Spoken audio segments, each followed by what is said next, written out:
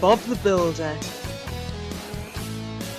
Scoop and the Bakery Build. One morning in the new yard, Bob was checking he had all he needed in Travis's trailer. Dizzy, Scoop and Lofty wondered what he was up to. "This is a flat-packed bakery. It comes in pieces," said Bob. "We're going to put it together for Mr. Sabatini by the river." "Cool," said Scoop. "And," said Bob, "there's a surprise for you when we get there, Scoop." Bob and the machines made their way to the riverbank. Scoop was very excited. "So where's my surprise, Bob?" he asked. At that moment Benny rolled out from behind a bush.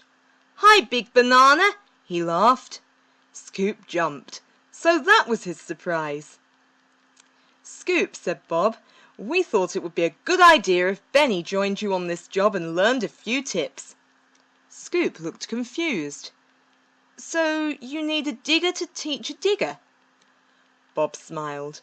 "Who better to teach Benny than the biggest and best digger I know?" Scoop felt happy.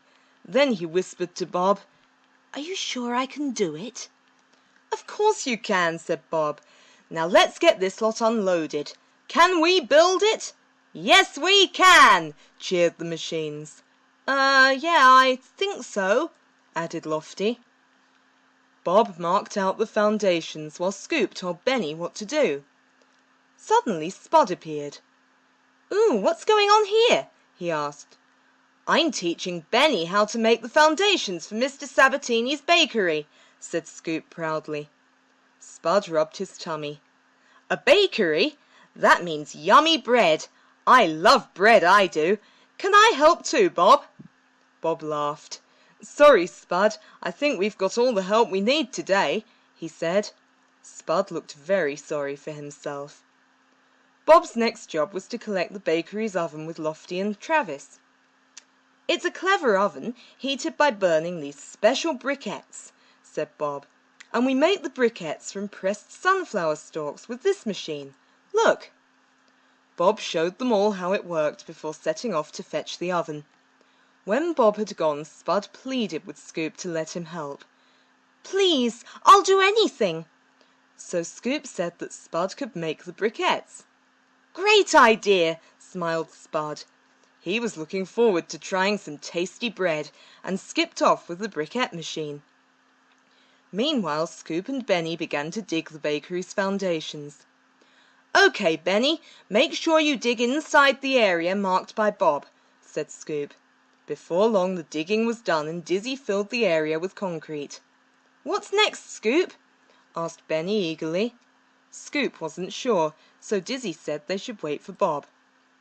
Benny looked disappointed. "But you can do anything, can't you, Scoop?"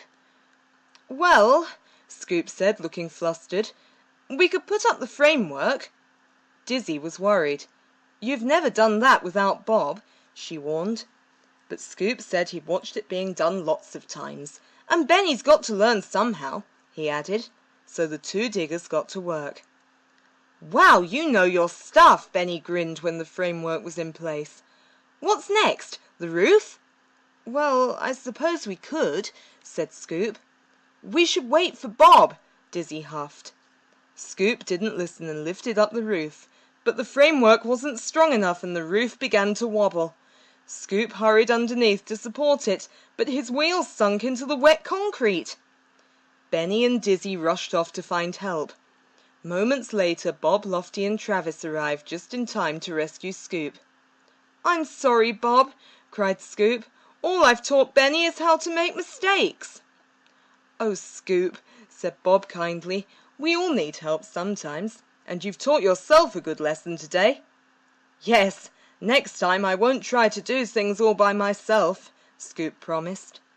"OK, team," said Bob, "we've a bakery to finish. Can we build it?" "Yes, we can," called the machines. Yeah, I think so," added Lofty. They all set to work levelling the concrete and fixing the framework, roof and walls. Mr. and Mrs. Sabatini arrived just as the special oven was being wheeled inside. "It's magnificent," they said happily. "Thank you so much, everyone." Just then Bob remembered something. "We forgot to make the briquettes for the oven," he cried. "It's okay, I asked Spud to do it," said Scoop. "Phew!" smiled Bob. "What would I do without you, Scoop?" Later Mr. Sabatini baked the very first loaf of bread. It was shaped just like Scoop. "Ha! Scoop," drawled Spud, "you're the tastiest digger in Sunflower Valley."